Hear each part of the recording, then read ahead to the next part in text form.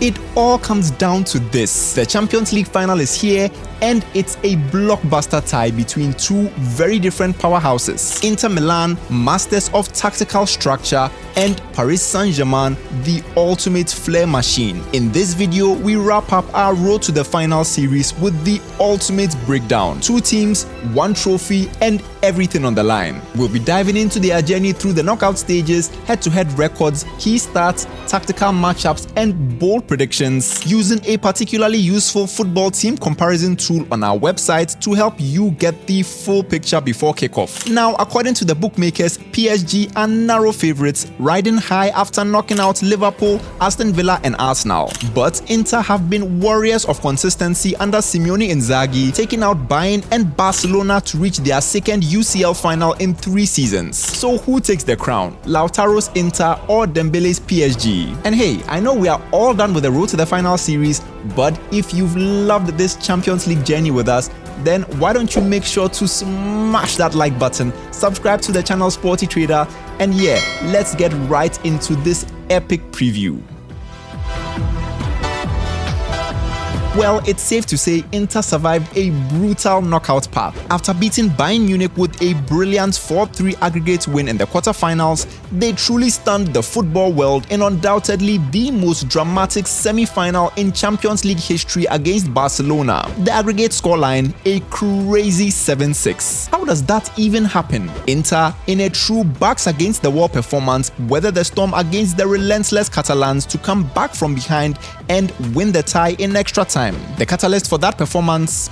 It's hard to pick. All of the players were immense. Lautaro Martinez coming back from injury in the second leg to grab the first goal. Denzel Dumfries, who was instrumental with 2 goals from fullback in the first leg. What about Davide Fratesi, who got the winning goal from the bench? But our pick, it has got to be Acerbi, the veteran centre-back who scored the dramatic equalizer for the Nerazzurri, with a finish even the Inter strikers would have been envious of. Simone Inzaghi's 3-5-2 is all about balance. Defensively, they sit compact with Bastoni and Acerbi marshalling the back. In midfield, Barella and Çalhanoğlu dictate the tempo, while Dumfries and Di Marco stretch and play wide. Their transitions are quick and efficient, especially when Lautaro drops deep to link up with Marcus Thuram. The one thing that could undo Inter's UCL title charge though is fatigue. After a draining end to their domestic and European campaigns, some legs look tired, especially in midfield. Their squad is an aging one, and up against the youthful energy of PSG, it could very well be a long night for the Italians.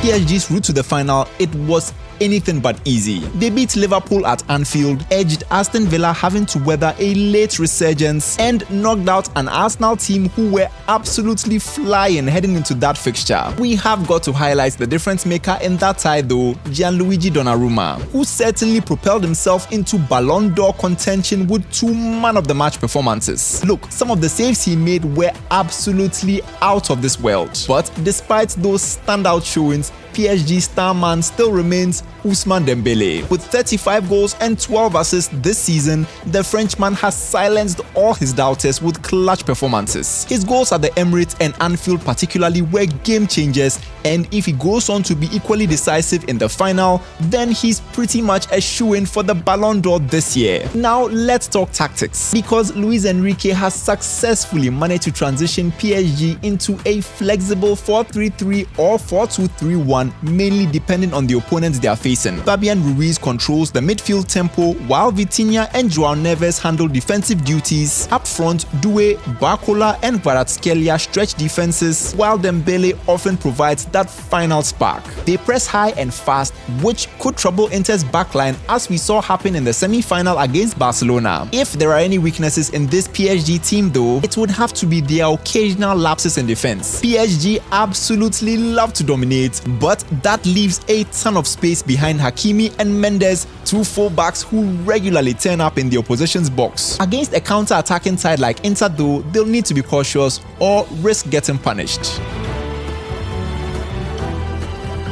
Inter Milan and PSG haven't met competitively in well over a decade. But according to the SportyTrader football team comparison tool, these two teams have had surprisingly similar campaigns. Inter have conceded 10 goals in the knockout stages, a far cry from the group stage where they conceded just a single goal. But yet, despite this obvious defensive shift, the Nerazzurri have still found ways to prevail. In stark contrast, PSG struggled immensely in the group stage but have managed to score 33 goals in the competition this season, with 19 coming in the knockout rounds, showing PSG have built their success off the back of consistent attacking excellence in the face of defensive vulnerabilities. Possession is another telling statistic, with PSG averaging 59% possession per UCL game this season, while Inter averaged just 47%, showing that this final will be a classic clash of styles, possession versus pragmatism. So, after all this, who would we say has the edge in the final? Well, if Inter manage to control the tempo and strike early, their structure could certainly stifle PSG's flow.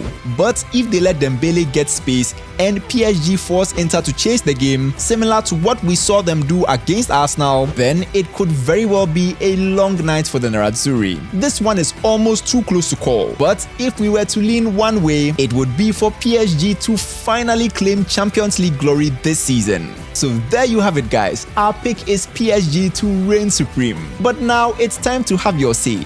Who do you think lifts Europe's ultimate prize? Let us know in the comment section. And also, you can try out our football team comparison tool if you want to see for yourself exactly who has the edge between these two teams in terms of the stats. You can find the link for this in the video description or alternatively on our website sportytrader.com. Thank you so much for sticking with us through our road to the final journey. If you enjoyed it as much as we did, especially today's edition, then make sure to smash that like button on the video, subscribe to the channel SportyTrader, and turn on the notification bell so you don't miss out on any of our other amazing videos. Thanks for watching, and we'll see you next time.